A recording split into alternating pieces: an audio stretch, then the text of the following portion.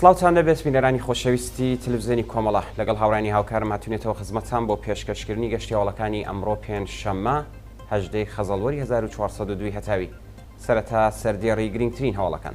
داخرانی چاپخانەی پەنجەرە لە سەقز و بێکاری چل کرێکار، ناڕوونی چارەنووسی دوو بەندکراوی خەڵکی کرماشان، هشداری لێبوردنی نێونەتەوەی سەبارەت بە ئەگەری لە سێدارەدانی غوڵام ڕەزا ڕەسایی، مەترسی دیپۆرتکردنەوەی زانیار عەزیز نژات لە تورکیەوە بۆ ئێران، ڕێزگرتنی معەلیمان لە یادی قوربانیانی کەمپی سوتاوی لەنگرود، لە سێدارەدانی بە کۆمەڵی نۆ بەندکراو لە زیندانی قزل حەساری کەرەج، گیان لە دەستانی 1077 کرێکار لە ماوەی 6 مانگی ڕابردوو لە ئێران، و درێژەی مانگرتن و ناڕزایەتی کرێکارانی سەنعەتی جلوبەرگ لە بەنگڵادێش.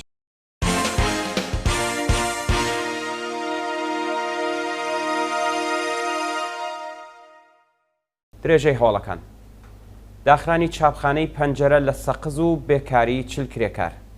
بە پێی هەوڵی گەشتوو چاپخانەی پەنجەرە هەڵکەوتوو لە شارۆچکەی سەنعەتی ساحب لە شاری سەقز بە فەرمانی بەخشداری زەویە داخرا. بە پێی زانیاریەکان هۆکاری داخنی ئەم چاپخانەیە چاپکردنی وێنەیەکی قازی محەممەد و شێخ مەحموود بەرزەنجی لە ڕێبەرانی کورد لەسەر ڕووبەرگی کتێبێک بووە کە لە قوتابخانەکانی کوردستانی عێراقدا دەخوێندرێت. بەخشداری زەویە پاش ئاگاداربوونەوە لە چاپی وێنەی ئەم دوو کەسایەتیە ناسراوەی کورد فەرمانی داخرانی بۆ چاپخانەکە دەرکردووە و پاش فەرمانی بەخشداری زەویە هێزانیەکان هێرشیان کردوێتە سەر چاپخانەکە و پاش پشکنین چاپخانەکەیان داخستووە بۆ هۆیەوە چل کرێکار بێکارکراوە. ناڕوونی چارەنووسی دوو بەندکراوی خەڵکی کرماشان.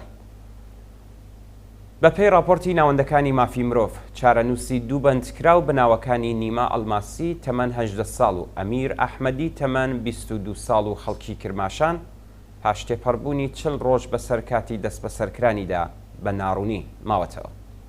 بە پێی زانیاریەکان نیما ئەڵماسی و ئەمیر ئەحمەدی لە ماوەی بەندکرانیاندا تەنیا یەک پەیوەندی تەلەفۆنی کورتماوەیان بووە و هیچ زانیاریەک لەسەر شۆنی ڕاگیران و هۆکاری بەندکرانیان لە بەردەستانیە. جێگەی ئاماژەیە کە ئەو دوو هاوڵاتیە پێشتر وەکو لایەنگری یەکێک لە حیزبە نارەکانی ڕژیم لە هەرێمی کوردستان ژیاون، بەڵام پاشگەڕانەوەیان بۆ ئێران لەلایەن وەزارەتی اطلاعاتەوە دەست بەسەر و بۆ شوێنێکی نادیار ڕاگەزراون. خۆکوژی پزیشکێکی تارانی پاش محاکەمەی لەلایەن دەستگای قەزایی ڕژیم لە سنە. بە پێی راپۆرتەکان پزیشکێکی خەڵکی تاران و دانیشتووی مەریوان بە ناوی میترا سوودا پاشەوەی لەلایەن دەستگای قەزایی ڕژیمەوە محاکەمە و سزادرا لە ڕێگەی خۆکوژیەوە کۆتایی بە ژیانی هێناوە.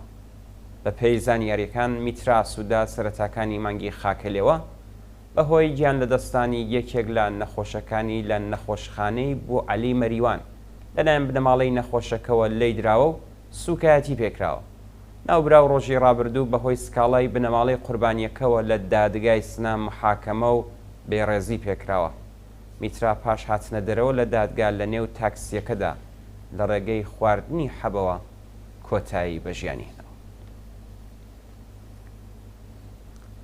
هشداری لێبوردنی نێونەتەوەی سەبارەت بە ئەگەری لە سێدارەدانی غوڵام ڕەزا ڕەسایی. ڕێکخراوی لێبوردنی نێونەتەوەی ڕۆژی چوارشەممە 17 خەزەڵوەر لە پەیامێکدا سەبارەت بە ئەگەری لە سێدارەدانی غوڵام ڕەزا ڕەسایی بەندکراوی کوردی خەڵکی شاری سەحنا هشداریدایە بەرپرسانی قەزایی کۆماری ئیسلامی. دا بەیاننامەی ئەو ڕێکخراوەیەدا هاتووە شێوازی بەندکران و محاکەمەی غوڵام ڕەزا ڕەسایی لە لەقی دووی دادگای ئینقلابی کرماشان لە مانگی ڕەزبەری ساڵی ڕابردوو نادات پەروەرانە بووە و ئەو بەندکراوە لەژێر ئەشکەنجەی سەختدا ناچار بەدام پێدانانی زۆرم لێکراوە. ناوبراو ناناوەری بنەماڵەکەی بووە و بە تۆمەتی بێبنەمای کوشتنی نادر بەیرامی فەرماندەی ئیتلاعاتی سوپای سەحنا بە ئێعدام مەحکوم کراوە. مەترسی دیپۆرتکردنەوەی زانیار عەزیز نژات لە تورکیەوە بۆ ئێران.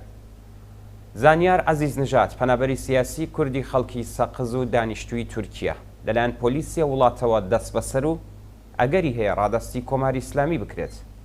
بە وتەی چالاکانی مافی مرۆڤ ڕێکخراوە نێودەوڵەتیەکان و نەتەوەی گرتووەکان لە ئاست چارەنووسی زانیار و ئەو پەنابەرانەی دیکە کە مەترسی دیپۆرتکردنەوەیان لەسرە بەرپرسیارن و ئەبێ وەڵام دەرەوەی ویژدانی مرۆڤایەتی بن. زانیار عەزیز نژاد خێزاندار و باوکی دوو منداڵە و ئەگەر ڕادەستێران بکرێت گیانی لە مەترسی جددیدایە. ناوبراو 4 مانگ لەمەوبەر بەهۆی گوشاری ناوەندە ئەمنیەتیەکان ناچار بە کۆچکردن بۆ تورکیە بووە، بەڵام لە نزیکی شاری ئیستانبول دەست بەسەر و بۆ کەمپی دیپۆرتیەکانی کوجالی گوازرایەوە. ڕێزگرتنی معلیمان لە یادی قوربانیانی کەمپی سوتاوی لەنگروت شەوی چوارشەممە هەفتەی خەزەڵوەری 1402 کۆمەڵێک لە چالاکانی سنفی فەرەنگیانی پارێزگای گیلان بە کۆبوونەوە لە بەردەم کەمپی سوتاوی توشبوانی مادە هۆشبەرەکانی لەنگروت ڕێزیان لە یادی قوربانیان گرت. بەیانی ڕۆژی هەینی ڕابردوو کەمپی توشبوانی مادە هۆشبەرەکانی لەنگروت ئاگردرا و بۆ هۆیەوە 32 کەس گیانیان لەدەستا و 17 کەسی دیکەش بریندار بوون. ڕۆژی ڕابردوو یەکێکی دیکە لە بریندارەکان گیانی لەدەستا و پۆلیسی لەنگروت هەواڵی دەست بەسەرکردنی تاوانباری ئەو ڕووداوەی بڵاو کردەوە. بە وتەی پۆلیسی پارێزگای گیلان تاوانبارەکە دانی بەوە داناوە کە بەهۆی کێشەی لەگەڵ خاوەن کەمپەکە ئاگری لە ساختمانەکە برداوە. هێرشی بە کرێگیراوانی ڕژیم بۆ سەر کچانی دژبەری حیجابی ئیجباری لە کرمان. لە ڕۆژانی ڕابردوودا بە کرێگیراوانی ڕژیم لە شاری کرمان هێرشیان کردە سەر چەند ژنی دژبەری حیجابی ئیجباری و یەکێکیان بە سەختی ئەشکەنجە و ئازاردرا. بە پێی زانیاریەکان شەوی دووشەممە 15 خەزڵوەر بە کرێگیراوانی کۆماری ئیسلامی لە شاری کرمان بە بیانووی ڕەچاونەکردنی حیجابی ئیجباری هێرشیان کردوتە سەر چەند ژن. کاتێک یەکێک لە ژنەکان بەرگری لە خۆی دەکات ئەیدەنە بەر لێدان و ئەشکەنجە و لە حاڵێکدا منداڵێکی پێبووە بەسەر ئەرزدا ڕایەکێشن. لە سێدارەدانی بە کۆمەڵی نۆ بەندکراو لە زیندانی قزل حەساری کەرەچ. لە درێژەی شەپۆلی ئێعدامی بەندکراوان لە ئێران دەستگای قەزایی کۆماری ئیسلامی بەیانی چوارشەممە هەفتەی خەزەڵوەر حکمی ئێعدامی نۆ بەندکراوی لە زیندانی قزل حەساری کەرەچ جێبەجێ کرد. بە پێی راپۆرتی ماڵپەڕی هێرانە 3 کەس لەو بەندکراوانە پێشتر بە تۆمەتی پەیوەندیدار بە مادەی هۆشبەر بە ئێعدام مەحکوم کرابوون و ناسناوی 2 کەسیان بریتیە لە بەهمەن فەتحوڵڵازادە و ڕەسوڵ تەیموری. هەروە 5 کەسی دیکە لە بەندکراوان بە تۆمەتی محاربە لە ڕێگەی دزی چەکدارانە لە سێدارەدراون. جێگای ئاماژەیە کە هێشتا میدیاکانی ڕژیم هەواڵی لە سێدارەدانی ئەو 9 کەسەیان بڵاو نەکردوێتەوە و تەنیا هەندێک ڕێکخراوی مافی مرۆڤ باسییان لێوە کردووە. دەست بەسەرکردنی 8 شارۆمەندی بەهایی لە هەمەدان. شەوی سێشەممە 16 مانگی خەزەڵوەر هێزە ئەمنیەتیەکانی هەمەدان هێرشیان کردووەتە سەر ماڵی 20 شارۆمەندی بەهایی و 8 کەسیان دەست بەسەر کردووە. بە پێی راپۆرتەکان هێزەکانی حکوومەت لە کاتی دەست بەسەرکردنی ئەو 8 کەسە تند و تیژیان نواندووە و ماڵەکانیان پشکنیوە. هەروەها دەست بەسەر کۆمەڵێک لە کەلوپەلی شەخسی و کەسانە و تەنانەت پارەکانیان گیراوە.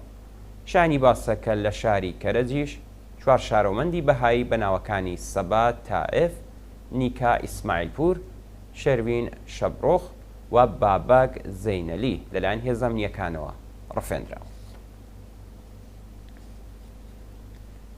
گیان لە دەستانی 1077 کرێکار لە ماوەی 6 مانگی ڕابردوو لە ئێران. ڕێکخراوی پزیشکی دادی کۆماری ئیسلامی ڕۆژی چوارشەممە هەفتەی خەزەڵوەر لە راپۆرتێکدا ڕایگەیاند لە 6 مانگی سەرەتایی ئەم ساڵدا بەلانی کەم 1077 کرێکار بەهۆی ڕووداوی کارەوە گیانیان لەدەستاوە. ئەو ئامارە لە حاڵێکدا بڵاو دەبێتەوە کە کۆماری ئیسلامی کۆڵبەری وەکو پیشەی نافەرمی و کرێکاری ناناسێت. پێشتر کۆڵبەر نیوز لە راپۆرتێکدا ڕایگەیاند کە لە ماوەی مانگی گوڵانی 1401 تا مانگی گوڵانی 1402 191 کۆڵبەر لە کاتی کارکردندا کوژرا و بریندار بوون. لە ماوەی 1 هەفتەی ڕابردوودا بەلانی کەم 48 کۆڵبەر بە تەقەی ڕاستەوخۆ تەقینەوەی مین یان ئەشکەنجەی هێزەکانی ڕژیم کوژرا و بریندار بوون. بە پێی ئەو راپۆرتە لە نێو ئەو 1077 کرێکارە گیان بەخت کردووە 1066 کەسیان پیا و 11 کەسیان ژن بوون. هەروە پارێزگای تاران بە تۆمارکردنی 217 بابەت، ئیسفەهان بە 81 بابەت و مازەندەران بە تۆمارکردنی 7 بابەت لە ڕیزبەندی یەکەم بۆ سێهەمدان و ئەو ئامارە بە نیسبەت ساڵی ڕابردوو 15% زیادی کردو. پەسەندکردنی گەڵاڵەیەک بۆ چاودێری زیاتری ژیانی هاوڵاتیان. ڕۆژی سێشەممە 16 خەزەڵوەر مەجلسی کۆماری ئیسلامی بە پەسەندکردنی گەڵاڵەی چاودێری شێوازی ژیانی تایبەتی هاوڵاتیان هەوڵەکانی وە کۆکردنەوەی زانیاری تایبەت وەک گشتی و دەستێوەردان لە ژیانی خەڵکدا خستۆتە گەڕ. ئەو گەڵاڵەیە ڕۆژی دووشەممە 15 خەزەڵوەر ڕەوانەی مەجلسی ڕژیم کراوە. نێونەرانی مەجلسیش لە ڕێگەی وەزیری ئەرشادەوە ناچار بە پەسەندکردنی گەڵاڵەکە کراون. محەممەد مهدی ئیسماعیلی وەزیری ئەرشادی ڕژیم بوونی ئەم جۆرە ناوەندانی بۆ ڕوبەڕووبوونەوە لەگەڵ ڕووداوەکانی وەک ناڕزایەتیە سەراسەریەکان بە پێویست زانی وتی ئێمە بەهۆی نەبوونی ناوەندێکی لەو شێوەیە زەرەرمەند بووین. ئەم گەڵاڵەیە هەموو میدیاکان ئاپەکانی سوسیال میدیا و ماڵپەڕەکان ناچار دەکات تاکو زانیاری بەکارهێنانی ڕادستی ناوەندە ئەمنیەتیەکان بکەن. جێگای ئاماژەیە کە ئەمە پێشێلکاری بەندی 25 یاسای بنەڕەتی ڕژیمە کە پشکنین و گەڕان لە ژیانی هاوڵاتیانی قەدەغە کردووە. درێژەی مانگرتن و ناڕزایەتی کرێکارانی سەنعەتی جلوبەرگ لە بەنگڵادێش. ڕۆژی چوارشەممە 17 مانگی جۆزەردان کرێکارانی سەنعەتی جلوبەرگی بەنگڵادێش بۆ چەندومین ڕۆژی بەردەوام لە ناڕزایەتی بە کەمی حەقدەست و مەزایە درێژیان بە مانگرتن و خۆپیشانداندا.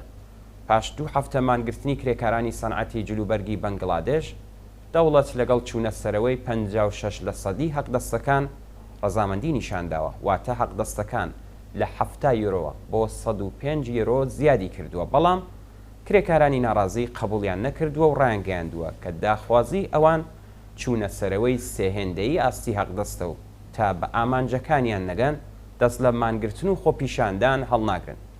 شانی باسە کە پاش کوژرانی 2 کرێکار لەلایەن پۆلیسەوە کرێکاران 700 کارخانەیان داخست و دەستیان بەسەر دەیان کارخانەی دیکەداگرت و ئێستا کارخانەکان لەلایەن کرێکارانەوە ئیدارە دەکرێت.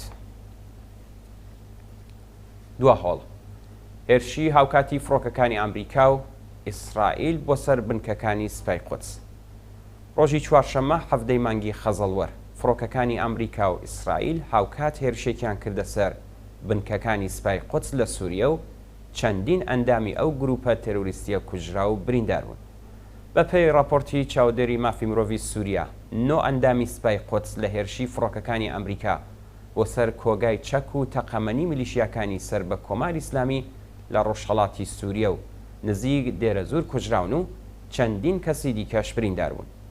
هەروەها فڕۆکەکانی ئیسرائیل هێرشیان کردوتە سەر بنکەکانی حیزبوڵڵای لوبنان لە نزیک دەمشق و لە ئاکامی ئەو هێرشەدا 3 ئەندامی حیزبوڵڵا کوژراون و چەند کەسی دیکەش بریندار بوون. شانی باسە کە بەهۆی هێرشەکانی ئیسرائیل بۆ سەر باکووری غەزا 900,000 کەس ئاوارە بوون و ڕێژەی قوربانیان بۆ 10,500 کەس بەرزبەتەوە. بەڵێ بینیرانی عزیز و خۆشەویست گەشتیاوەڵەکانتان پێشکەشکرا فەرموون بۆ بینینی درێژەی بەرنامەکانی تەلەڤیزیۆنی کۆمەڵ.